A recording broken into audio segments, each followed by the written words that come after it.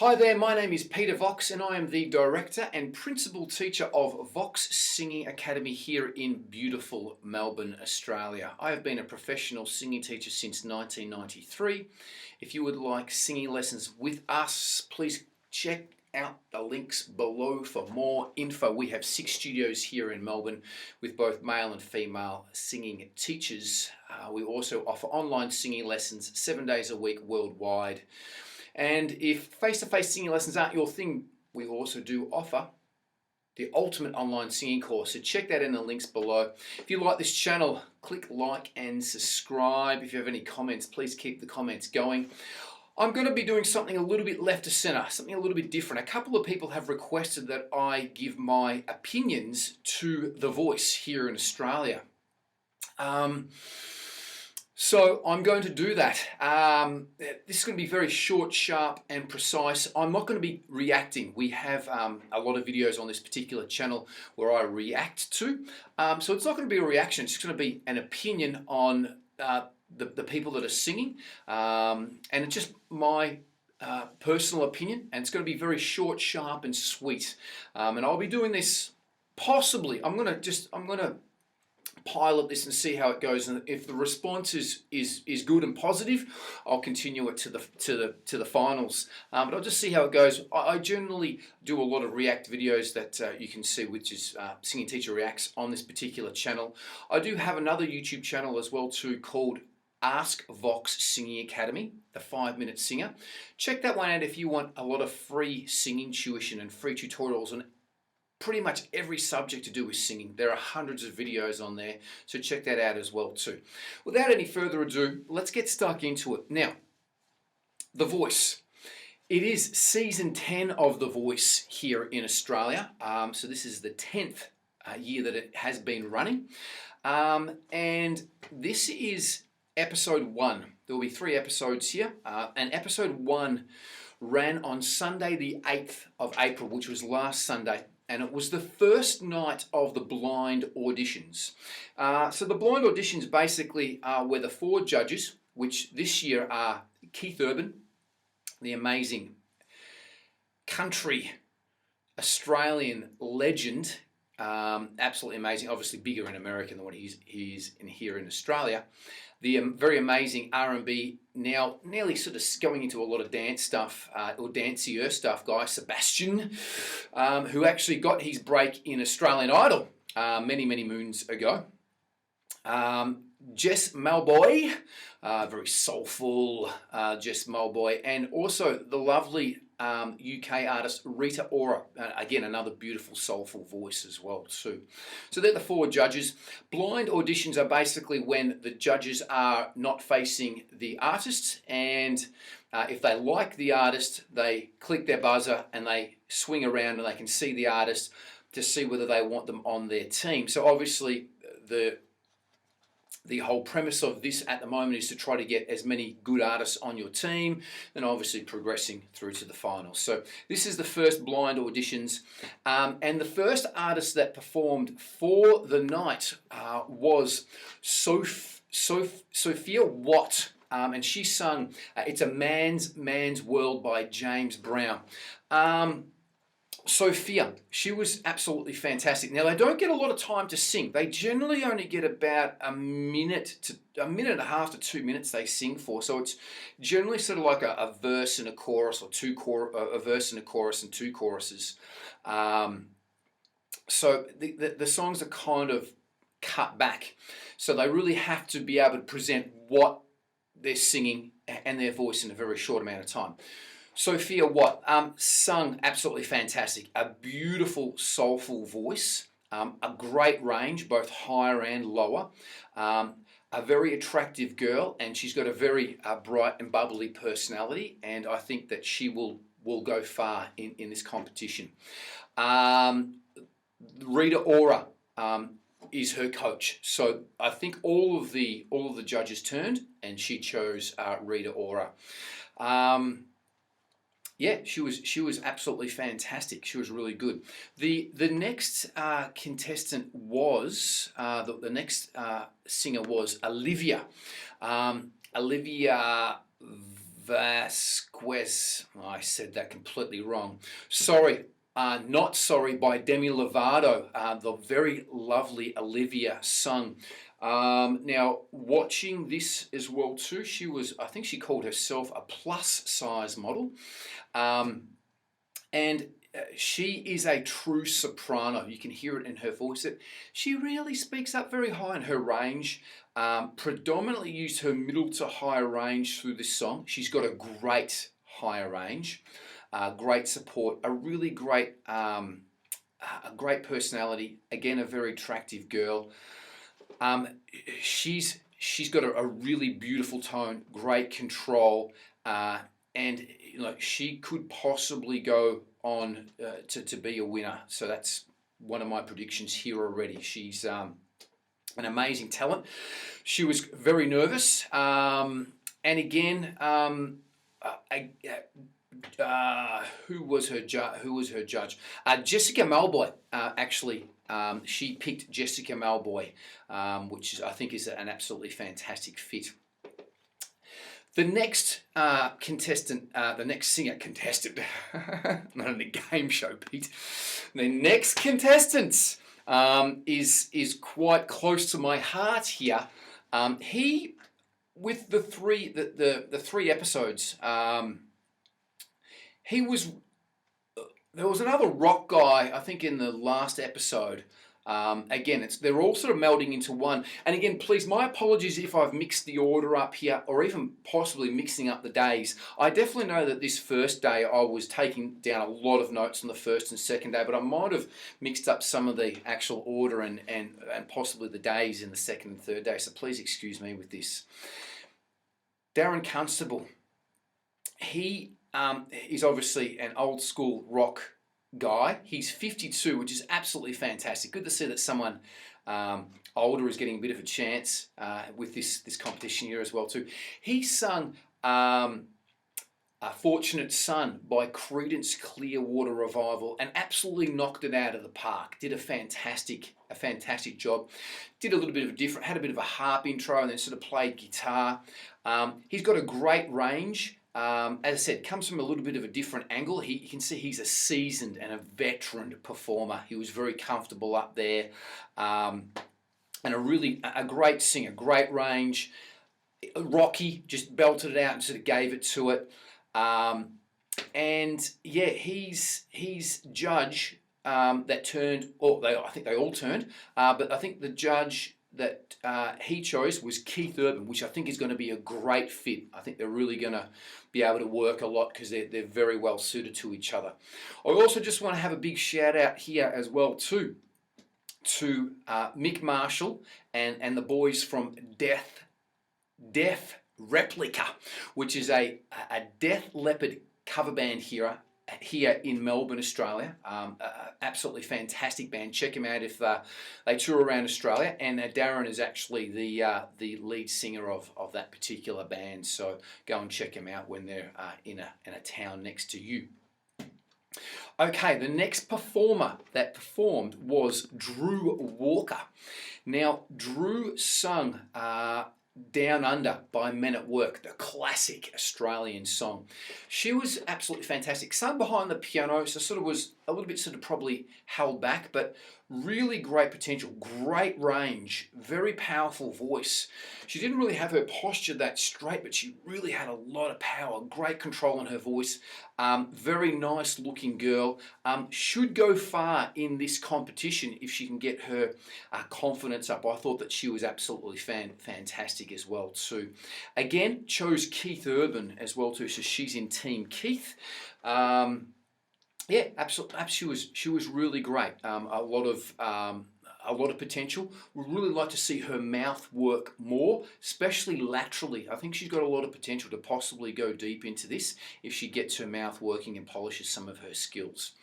The next performer was Joey Chan, and she was just a pocket rocket. She was a live wire, and it was really fun watching her perform.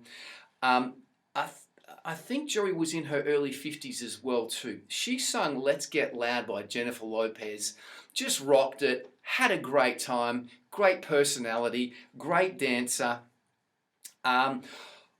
she had a nice voice. She stayed in tune. She had a really nice, beautiful tone. I was waiting for her to do something a little bit different with the song, possibly have a key change or do some fancy notes, but she really just kind of played it straight and just sung the song the same. And that's probably why none of the judges turned, unfortunately. Though I think that she, pardon me, would have an absolutely fantastic career being in a corporate band, doing corporate functions, or a cover band, doing more of the sort of upmarket, as I said, corporate functions and different things like that, or upmarket venues, pubs and clubs and things like that. She's absolutely fantastic, just great. She'd be a great asset to anyone's band, and I hopefully that she has some sort of career in the future and makes some money out of her singing, because she definitely deserves it, and just a great personality. And I think she's going to be a great front woman in a band as well too, because people are going to feel really relaxed and resonate with her, and she's great. Unfortunately, no judges turned. The next performer, Byron. Byron is a young plumber, and he sung Lewis Capaldi, Before You Go. You can tell he was extremely nervous. A very young man. I think he was only 18 or 19. Beautiful tone. Nearly sort of a feminine sort of tone. Great range, great control, very nervous. Nicely in and out of falsetto. Shy personality. If he can get some confidence and get some good training and get his chops up, get his mouth working, I think he's going to go a long way in his career, even in the future, if he doesn't go all the way through to The Voice. He chose Team Sebastian, Guy Sebastian, so that's who he chose. The last performer that I'm going to go over here, I don't think was the last performer of the night, but this girl, she was the one that has blown me away so far. And as I said, I've watched already the other two series as well too. This girl blew me away. Her name is Bella Taylor Smith, and she sung Ave Maria by Beyonce. I was, look, I'm a singing teacher, and I was really blown away by her. Amazing range, amazing tone. Great tone down low, also up high as well too, and the middle range. She was absolutely fantastic. It's going to be interesting to see how she goes with some different songs. But she was, sorry about that trash there. She's not trash. She was absolutely fantastic. Possibly could go deep and possibly win this competition. She chose Guy Sebastian. After Guy Sebastian blocked Jessica Malboy, so a little bit of a dog act there by the Guy man, because I think she probably would have gone with Jessica. But anyway, that is my wrap up there for episode 1 of the blind auditions. Without any further ado, let's get stuck into episode 2 here. Again, this is not a react video, it's just my opinion. Quite a few people was suggesting in my react videos that I do an opinion of The Voice here in Australia. So that's what I'm doing. Going to see how it goes, see how it flies, see what the reaction's like. If it's going along good and people are enjoying it, we'll keep on doing it. Anyway, without any further ado, let's get stuck into it. The first performer that performed so again, these might not be in the exact order they performed as well too, so there's a bit of a caveat. I might have even mixed up a couple of the days here, but this is basically what happened on the Monday in a basic order. Adrian Hood. Now, Adrian Hood sings 1+1 by Beyonce. Bush, he's got a great range. He's got a great, beautiful, soulful tone. You can see he's a seasoned muso. They were actually speaking. Guy Sebastian was speaking to him, and he had a major label record contract. And Guy Sebastian seemed to know him. Again, I forgot who he was with or what band he was with, or whether he was a solo artist. I think he was a solo artist. Great control in and out of falsetto, really nice. Seemed actually, seemed like a little bit probably restrained. I thought that being such a seasoned artist, he would have probably let it out a little bit more. He seemed like nearly a little bit nervous with maybe the lights and everything like that. but you can see that he was comfortable being up on stage. I just thought he was probably holding back a little bit. He chose Guy Sebastian. I think this guy is great. I think he's got a lot of talent. I think he could go relatively far in this competition. He would need to probably just maybe have a bit more diversity with the song choices and using his voice a little bit more. But look, he had an amazing, beautiful tone, and he's an absolutely fantastic singer. The next performer that performed was, I think you pronounce out his name, Eval. He sung Fix You by Coldplay. He had a beautiful tone, beautiful control, again, sort of nearly feminine-like. He's a true tenor, speaks up here, sung up all in his high range. He's a New Zealander, don't hold that against him. But a beautiful, great personality, really nice, bubbly, happy personality. Really good control, as I said, beautiful tone. Yeah, really nice control. Would have liked to see his mouth work a little bit better for his articulation, pronunciation, and diction. He chose Team Jessica Malboy after Guy Sebastian and Keith Urban were actually blocked. Jessica Malboy blocked Guy, and Rita Ora blocked Keith Urban. She said it was by mistake. Pardon me, I don't know whether it was, but yeah, look, he was obviously very well. A lot of people wanted him. Obviously, Jessica Malboy and Rita Ora really wanted him for them to block the other two. So there is. I'll be watching with very keenly to see what Eval can do and what they do with Eval moving forward. So I think he could be a bit of a wild card and take it deep into the finals here. Okay, the next performer. Now, is this Sian or Sian? I think it's Sian, actually. Now, when I was watching it, her brother Jordan was actually about to perform. And then the girl that speaks to them backstage, sorry, I forgot what her name is, and her name's not Sophie Monk either. Her name eludes me now. That's where I'm normally sort of going out and doing some other stuff, is when this lady's talking to them backstage. But she said to Sian, would you like to perform? Or I think her brother, actually, Jordan, who performed after her, sort of put her up to it, saying, oh, she's a better singer than me. So they said, would you like to perform? And they went through her social media and they picked out a song, and she was just basically thrown off the deep end. So for someone that was thrown off the deep end, that didn't know that she was going to perform, and then all of a sudden performing, she slayed it. She did very, very well. You can see she's a seasoned performer. I think her mum was a singing teacher, so both of I think the whole family have been in music and singing all of their lives. She was... She looked nervous, but you can see that she was very comfortable in her own skills and her voice with this particular song. She sung Bruises by Lewis Capaldi. Great range. Her tone just sounded a little bit young, and she probably is young. I don't know how old she is. I think she's maybe 16. So her voice, I think once her voice develops and she gets into her late teens and 20s and even later on, she's going to be huge star in the future. A great future, because I thought her voice was a little thin when it was going up higher, but really, really, really good, great voice. It's going to be interesting to see how she goes with her brother.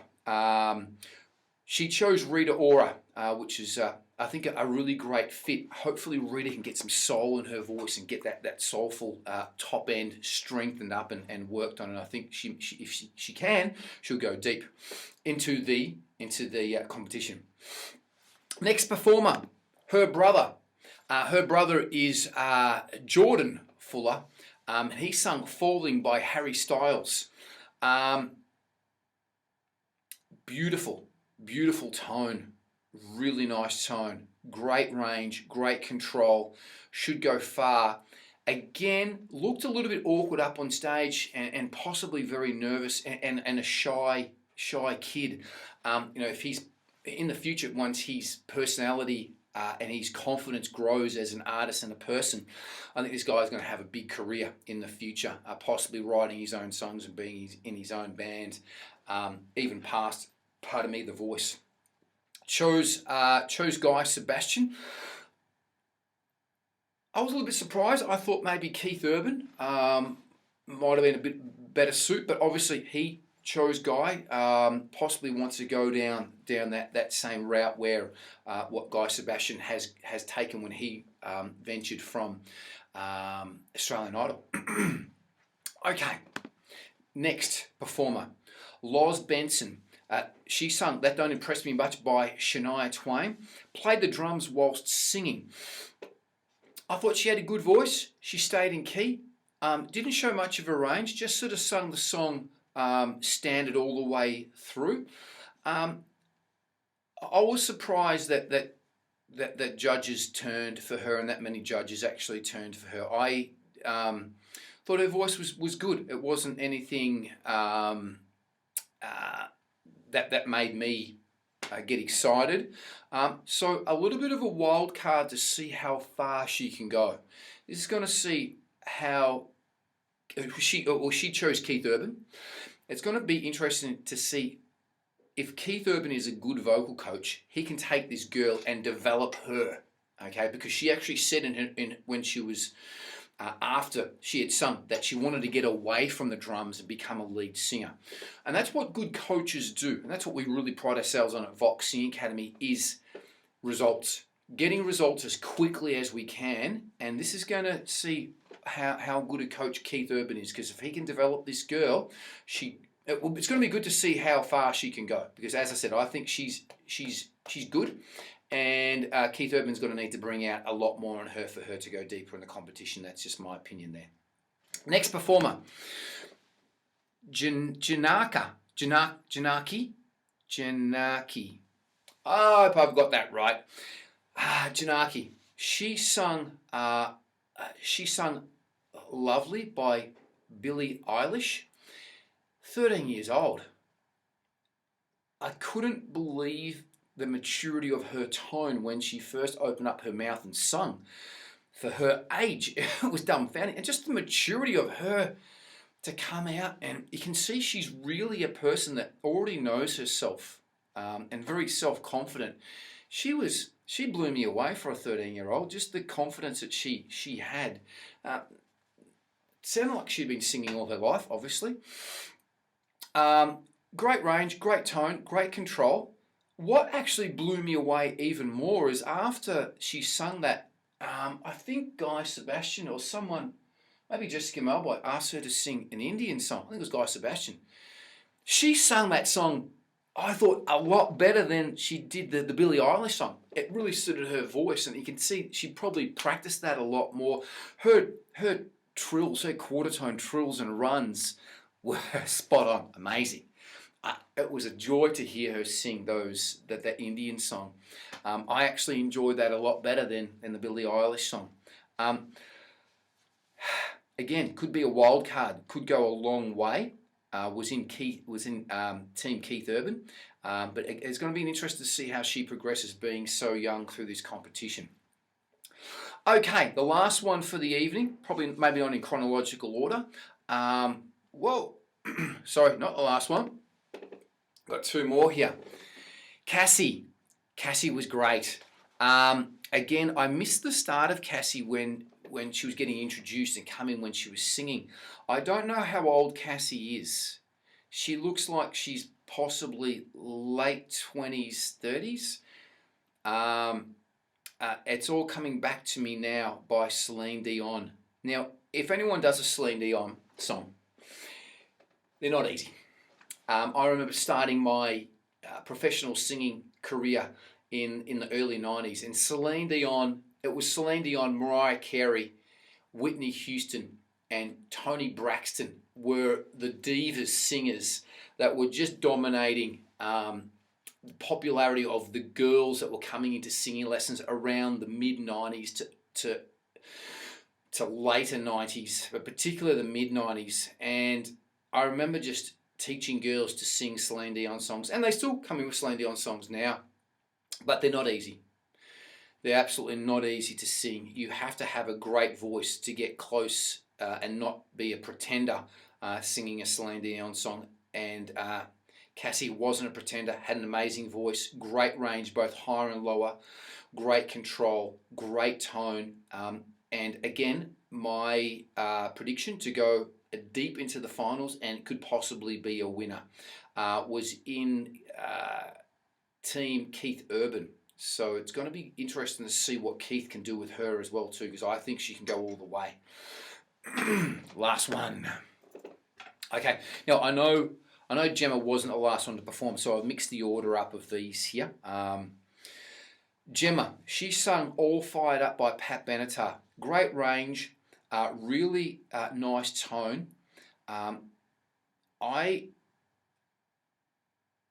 I thought she was a little bit overdoing her crying technique when she got to the chorus. I thought she needed a bit more rock because it's a rock song and needed a bit more oomph where she was going with that crying technique. I think that she could be a great country singer and a great artist. I think this girl should be writing her own songs and becoming a country artist in her own right. I think she would be fantastic in that.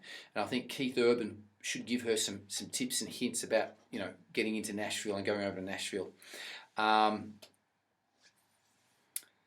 That was my. I know Keith Urban also. No judges unfortunately turned for her. Keith Urban said that you're a bit nervous and nerves overcome her. She had a bit of control issues in her lower range. I don't think she did. I just think that she probably needed to use her mouth more, support a little bit more, and put her sounds a bit more forward. She can see that she probably just needed to work her lower range a little bit more, where she probably focuses a bit more practice in her top range and singing in her top range. That's the only thing, but I think she's got a big career. That wraps it up for me here for episode 2 for The Voice. Without any further ado, I am here to do episode 3 of the blind auditions for Series 10 of The Voice. Okay, so it's been going for 10 years. This is the last night of the blind auditions, which was held on Tuesday, the 10th of August. And without any further ado, let's get stuck into it. Now, again, my order of these artists may not be in the same order that was on the night. And I actually think that I added one in on Monday, which should have been in Tuesday. So I think Cassie MacGyver should have been in on the Tuesday, but she got put in on Monday. So check her out in the previous video. I've got Sundays and Mondays videos there separately as well too, so you can go and check out the first two series, or the first two episodes of The Voice in 2021 for the blind auditions. Previously in YouTube. Go back and check it out. You know what I mean. Without any further ado, let's get stuck into it. Okay, so let's go with the first performer. Don't know whether he was the first performer of the night, and I don't think that he was. His name was Henry Starr. What a name. Great looking kid, amazing. He sung Forever by Chris Brown. Beautiful, nice, smooth tone. Very good dancer, great looking kid, a really nice tone, sort of kept it back in his chest, wasn't doing anything fancy, didn't use much of his range, none of the judges turned because of that. With this show, you need to show your range and show them what you've got. You've got a minute and a half to show them what you got. He just stuck in the... He sung very safely and stayed in the pocket. But again, in episode 2, Loz, again, she sung That Don't Impress Me Much by Shania Twain, and I thought that song was in the pocket, and quite a few judges turned. So who knows? Anyway, no judges turned. He did end up taking his top off and going up to Rita Ora and giving her like he looks like maybe he's a part-time stripper. He looked pretty well adversed with what he was doing. Anyway, let's move to the next performer. Now, Blair. Well, Blair's got his angry face on. I'm not ugly. He's not ugly. He's a handsome rooster. I wish I was half as good looking as Blair. Blair Dwyer. He sung What You Need by In Excess. Sounded and looked exactly like Michael Hutchence from In Excess. Now, never seen this guy, never heard him. I'm sure And if he's not, he should be in an In Excess tribute band, but I'm sure that he is, because you can just see he had the same moves, and he sounded great, and he actually put his own spin and actually gave the song more, like some more rustic sounds in his voice, some slightly higher things. So he didn't just sort of keep it in the pocket with like Michael Hutchins does in the song. He did move around and do some different things. Not too far off the original, but definitely showed his range, did some higher notes, which I thought might have got him through. But again, a couple of things. I think if you're auditioning for this show as well too, you need to show all of your range. You need to probably do something that started a lot lower. Possibly Never Tear Us Apart starts low, goes high. And then maybe Never Tear Us Apart with maybe like an ad-lib falsetto part towards the end that showed some of his falsetto range. And I think he would have got through then. I just thought that you need to be a little bit original and put your own spin on it. I just thought he was a little bit Michael Hutchins and a little bit In Excess with the way that he phrased and even his tone. So a bit more originality. And possibly doing something crazy, do some higher notes, or change the key of the song towards the end and do something different. But look, if he's in an In Excess, I'll say that again. If he's in an In Excess tribute band, I would see Blair, because I think he would suit that job down to a T.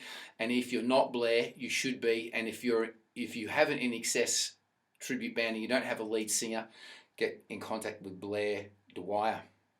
No judges turned for him, unfortunately. Next performer, Dan.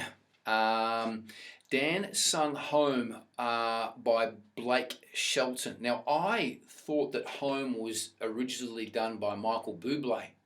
Possibly I'm wrong. But anyway, let's not worry about that. He had a really nice tone. I thought he was holding his sounds back a little bit. I thought his mouth was a little bit closed on things and needed more work. I can't remember what coach turned, but I remember Guy Sebastian didn't turn. That's all I remember. I can't remember who his coach was. If someone knows, please put it in the comments below. But he did get picked up by a coach. This one, as well too, Dan, is going to be a big wild card. If you can coach Dan well, I think that he can go deep as well too into the competition. But he's going to need to go to the next level and pretty quickly. That's my prediction with that. All right, next one. Abby Green. Abby slayed it, man.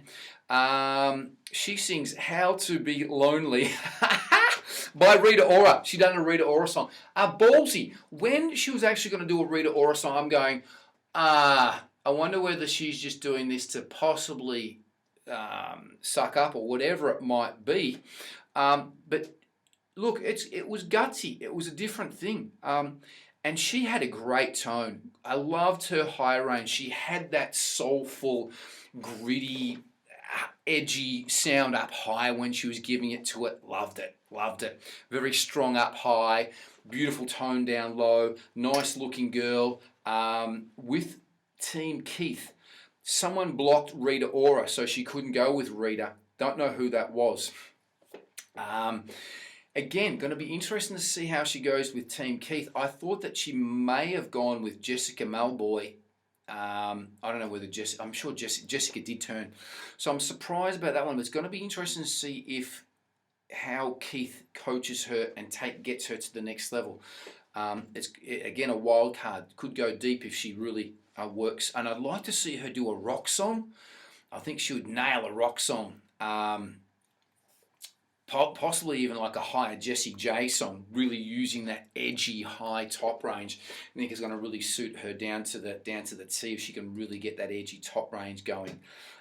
It's going to be nice. Okay, let's go. Last one here. Okay, Tanya George. She sung "You've Got the Love" by Florence and the Machine. Wow, yeah. Great range, great tone, amazing control. Looked a little bit nervous fiddling with her desk, as you can sort of see here. Look, she's great. She had an amazing falsetto, showed all of her range, showed off. Really nice looking girl. I would just like her just to come out and just go for it. Just don't fiddle with the desk. Let's connect with the audience. Let's give them some love. Let's just open up. Let's connect with the audience. Let's be big. Let's be Aretha Franklin.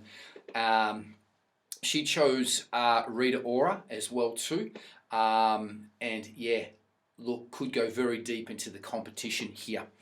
All right, so that's my wrap up of the 3 blind auditions so far, episode 1, 2, and 3. So I think I've gone through about 20 or possibly 21 contestants or singers there. All great talents, all fantastic. They all sung in key, which is the #1 point to do with singing, which was great. Going to be very interesting to see how it all goes. I like this panel of judges, I really do. I think they're really good. Down to earth. And look, I love Keith Urban. It's got a little bit of a different spin on it. Comes from that little bit of a different angle from what the other, I think more so commercial singers are coming from, even though he's commercial, but more of the country sort of rock thing. Okay, so drum roll. Here's my prediction from seeing the blind auditions there. Okay, so Tanya George, I think, is going to go very deep into this. Cassie MacGyver, I think her last name is. Sorry, I'm just remembering that. Cassie, she's going to go deep. Bella Taylor Smith, I think Taylor George and Bella Taylor Smith, I think that they're going to win. Either one of those two. Definitely make it to the finals. But it's all to see how they go and how they get coached and how they progress and the song choice that they pick that's going to best suit their voice. Hope that you've liked my opinion here. If you haven't, don't comment. If you do, give us a thumbs up and a like. Put your comments in below. Be polite. It's really great with the community that we're developing here and also on my React videos all around the world. Most importantly, if we could help you or someone that you know with their singing, please check out the links below. We have 6 studios here in Melbourne. Online singing lessons, 7 days a week worldwide, giving face-to-face singing lessons, private singing lessons. If face-to-face private singing lessons aren't your cup of tea and you're a little bit scared, intimidated, don't want to have singing lessons, want to try something cool out and improve your voice and your singing, check out the Ultimate Online Singing Course. In the links below for more info. Most importantly, please be good to each other, enjoy your singing, and live every day like it's your last. Peace and much love until the next video. Bye-bye.